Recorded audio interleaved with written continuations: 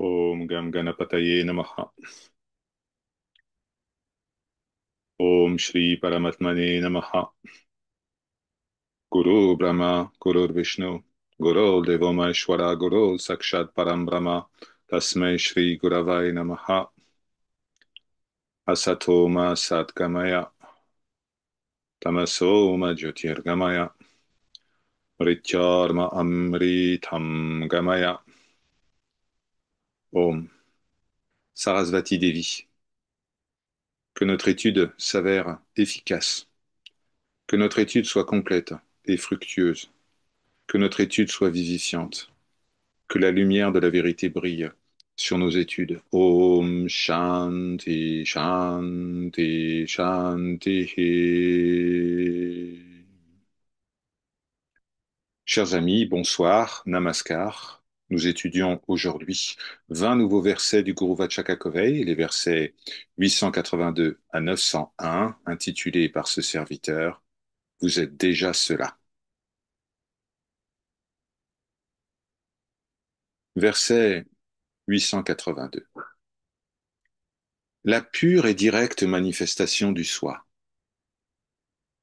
tout comme celle du dixième homme dans la légende védique, s'obtient simplement en éliminant le faux oubli de notre véritable nature.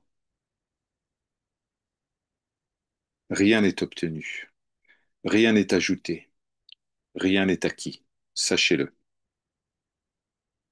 Sadhu Om commente. Il dit, après avoir traversé une rivière, 10 ignorants commencèrent à se compter pour voir s'ils avaient tous traversé sains et saufs. Mais en comptant, chacun oublia de se compter. Et donc, ils ne comptèrent que 9, ce qui les laissa croire que l'un d'entre eux s'était noyé dans la rivière. Voyant leur détresse, un voyageur comprit que leur malheur était uniquement dû à leur oubli de se compter. Il dit alors, je vais vous donner un coup à chacun et vous devrez compter à voix haute en recevant votre coup. Dès que le dixième homme reçut son coup et compta 10, ils s'exclamèrent. Oui, nous sommes 10 après tout. Notre compagnon perdu a été retrouvé. En vérité, cependant, le dixième homme n'était pas nouvellement retrouvé, car il n'avait jamais vraiment été perdu. De même, l'expérience du soi ne se gagne pas, ne s'obtient pas. Le fruit de la pratique n'est que la disparition de l'apparent oubli de notre véritable nature. Verset 883. Un ornement devient-il de l'or à partir du moment, et juste à partir du moment où sa forme est détruite par la fonte dans le creuset? N'est-il pas en réalité or, même sous sa forme d'ornement? Sachez donc que les trois entités irréelles, le monde, l'âme individuelle et un Dieu séparé de nous, ces trois entités individuelles, perçues par l'esprit, ne sont rien d'autre que la conscience existence, Sat, Chit. Sadhu Om commente. Même s'il semble être des choses très différentes, le monde, l'âme individuelle et Dieu ne sont en réalité que le soi. Il est faux de penser qu'ils ne deviendront soi qu'après la disparition de leurs diverses formes. En vérité, seul le soi, substance, réalité de ces diverses formes, est réel, tandis que les formes elles-mêmes sont toujours illusions. Verset 884. Chercher et atteindre le soi dans le cœur, c'est un peu comme une dame cherchant son collier, persuadée de l'avoir perdu alors qu'elle le portait toujours autour du cou, et qui le retrouve finalement. Verset 885. À l'exception de la voie de l'investigation, Atma Vichara, il est impossible d'atteindre et de jouir du soi, ce trésor éternel qui brille dans le cœur. Sadhu Om précise. Dans ce verset, Bhagwan énonce clairement et catégoriquement son verdict. Quels que soient les efforts que l'on peut déployer sur une autre voie, tels que le karma yoga, la bhakti, la jnana, on ne peut atteindre la félicité du soi sans se demander, mais qui suis-je? Moi qui cherche à me libérer en pratiquant telle ou telle voie. Verset 886. Si cet état inégalé, que l'on expérimentera ultérieurement à travers la pénitence, sous la forme des 6 étapes, est réel, il devrait exister et être expérimenté dès maintenant. Voici un point fondamental. Sadhu Om commente. Dire que nous ne faisons pas l'expérience du soi maintenant et que nous ferons l'expérience qu'à un moment donné dans le futur reviendrait à dire que le soi est inexistant à un moment et existant à un autre. Si quelque chose est inexistant à un moment donné et apparaît à un autre moment, ne sera-t-il pas inévitablement perdu à nouveau? Par conséquent, puisque la connaissance du soi est la seule réalité, elle doit être comprise comme étant ici, maintenant, toujours atteinte, Nitya Shida, et directement expérimentée. Vous n'êtes jamais autre chose que ce qui est. Vous ne devenez jamais quelque chose d'autre. Verset 887. Si cet état, conscience une, sat chit, n'existe pas maintenant mais ne viendra qu'à l'existence plus tard, cet état qui viendra ne peut être notre état naturel et par conséquent, il ne restera pas avec nous de manière permanente, mais nous quittera à un moment donné. Tout ce qui s'inscrit dans le temps, qui a un début, un milieu et une fin, est irréel. Ce n'est pas notre véritable nature. Seul Satchit est notre véritable nature, la conscience être qui illumine et éclaire chacune des expériences. Verset 889. Brahman est l'espace suprême. Et vous êtes aussi l'espace suprême. Cela, c'est l'essence de la grande parole des Upanishads. Tattvamasi, tu es cela. Rien ne s'ajoute à ce qui est réel et qui existe et brille comme l'espace illimité. Rien ne peut lui être ajouté ou retiré. Verset 890. À l'exception du tout non-duel, toutes les multiplicités qui lui sont imposées, superposées, comme c'est ceci ou c'est cela, ne sont pas réelles. Même en une infime partie, ils ne sont rien d'autre qu'une illusion complète superposée à ce qui est. Tel est le verdict final de tous les gyani, les connaissants du soi.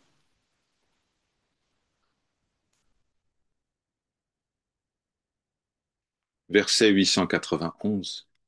Puisque les gyani disent, bien que l'un devienne apparemment le multiple, il ne devient rien, puisque dès le début, chacun demeure cet un. L'atteinte de la véritable connaissance, que notre état naturel est ainsi perpétuellement expérimenté. On appelle ça Nitya Aparoksha, l'éternité directe de l'expérience. Eh bien, cela peut être qualifié de libération. Verset 892. Après avoir compris, théoriquement, que le soi est non-duel, et après avoir hésité encore et encore dans ses efforts pour atteindre l'expérience pratique du soi, lorsque finalement le mental se décourage, eh bien toute forme d'effort s'apaise. La connaissance qui brille alors dans le cœur est la nature même de cette réalité. Oui, lorsque le mental abandonne, la paix s'impose. Car en définitive, votre véritable nature est la paix. C'est le substrat même de l'existence. Verset 893. Simplement ignorer les différences dans ce monde dit extérieur, ce n'est pas le signe du véritable samadhi, l'absence de différence dans l'esprit qui a disparu constitue le Nirvikalpa Samadhi suprême. Sadhu Om commente. Nombreux ceux sont qui croient à tort qu'une personne en samadhi doit rester comme une bûche, insensible, ne connaissant ni le corps ni le monde. Après un certain temps, jours, mois, voire années, dans cet état, un état appelé Kashta Nirvakalpa ou Kevala Nirvikalpa Samadhi, la connaissance ou la conscience du corps revient, l'esprit se déploie alors et tous les défauts, tels que la luxure et la colère, refont surface en raison de tendances passées, les fameuses vasanas. Ce type de samadhi, qui peut survenir au premier stade de la pratique, n'est qu'un état temporaire de l'esprit. On appelle ça manolaya, dissolution temporaire de l'esprit, comme en sommeil profond par exemple. Cependant, le véritable nirvikalpa samadhi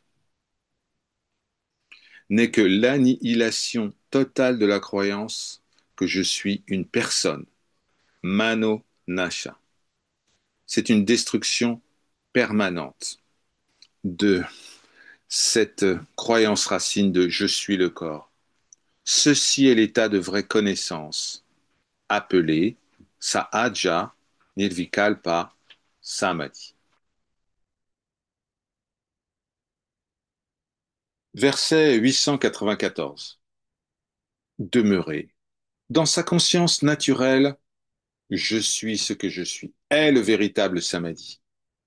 Libéré de la conscience mixte et auxiliaire, je suis ceci, cela, je suis le corps, je suis un homme, une femme.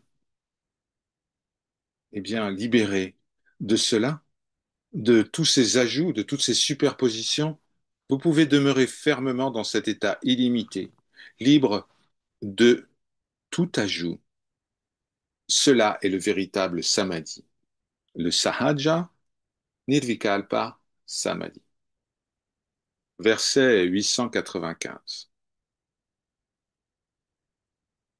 Les grands sages disent que l'état d'équilibre dépourvu de toute notion de moi-je, d'ego, eh bien, cet état d'équilibre est appelé Mauna Samadhi, l'extase silencieuse. C'est aussi appelé le sommet de la connaissance, Gyananta, jusqu'à ce que ce Muna Samadhi, je suis ce que je suis, soit atteint. Votre objectif est la destruction de la croyance que vous êtes l'ego.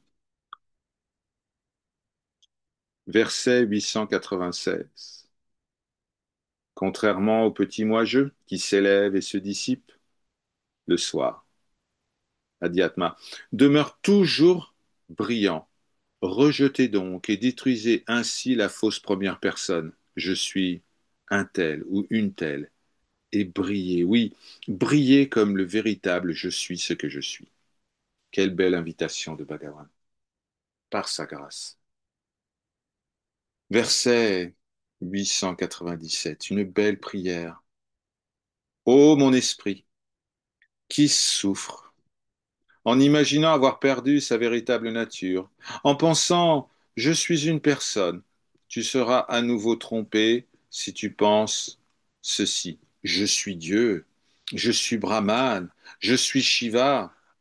Dans l'état suprême, rien n'existe en tant que je suis ceci ou cela. Il n'y a que le soi unique, je suis ce que je suis, le cœur qui existe toujours tel qu'il est. Sadhu Om commente. Le sentiment je suis un homme n'est qu'une simple pensée. C'est la forme de l'ego. Par conséquent, si l'on commence à penser ou à méditer je suis Brahman, je suis Shiva, je suis le Seigneur, mais c'est aussi une pensée, une autre forme du même ego. Par conséquent, puisqu'il ne s'agit que d'une autre forme de pensée, on ne peut pour autant se libérer des pensées et atteindre l'état du soi, dont la forme est simple existence. C'est pourquoi Sri Bhagavan prévient que celui ou celle qui médite en imaginant je suis Brahman, je suis la personne suprême, celui-là sera finalement trompé par son propre ego.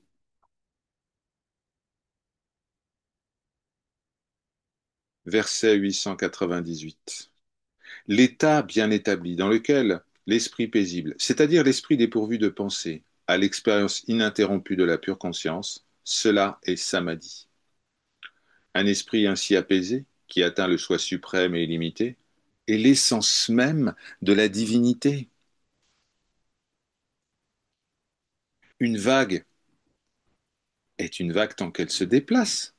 Lorsque cette même vague s'immobilise, elle est l'océan, et bien de même, l'esprit est l'esprit tant qu'il bouge et est limité. Lorsqu'il devient immobile et illimité, il est Dieu ou Brahman. Le mot tamil, Kadavul, qui signifie Dieu, eh bien, ça signifie littéralement Kadandu Ulavar, celui qui est et transcende. D'où notre propre état réel, le soi qui transcende tous les ajouts, toutes les superpositions qui peuvent être faites par le mental, telles que je suis ceci, je suis cela. Verset 899. Écoutez l'indice pour atteindre la réalité qui demeure comme je suis ce que je suis, dans la connaissance, c'est-à-dire en tant que soi qui éclaire l'esprit. Scrutez et connaissez la connaissance de l'objet, l'esprit, l'ego, par cette même connaissance, en vous demandant qu'est-ce que c'est? Wado, nous reconnaissons ici l'invitation faite par le grand maître zen coréen Kunim Suzan. Wado, qu'est-ce que c'est? Vous pouvez aussi, bien sûr, utiliser le qui suis-je, cette question, sans réponse.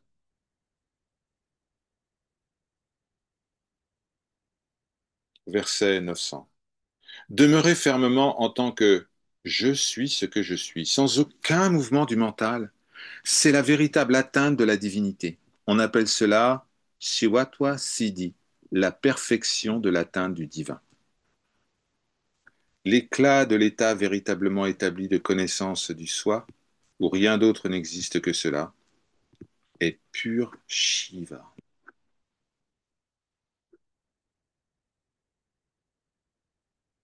Verset 901. Le rayonnement de la conscience béatitude, sous la forme d'une présence unique, rayonnant également à l'intérieur comme à l'extérieur, cela est la réalité primordiale suprême et bienheureuse, dont la forme est le silence. Les Gyanis, les connaissants du soi, déclarent que ceci est l'état final et inébranlable de la véritable connaissance. Om Namo Bhagavate Shri Ramanaya. Nous nous prosternons devant le Seigneur manifesté sous la forme de Bhagavan Sri Ramana Maharshi.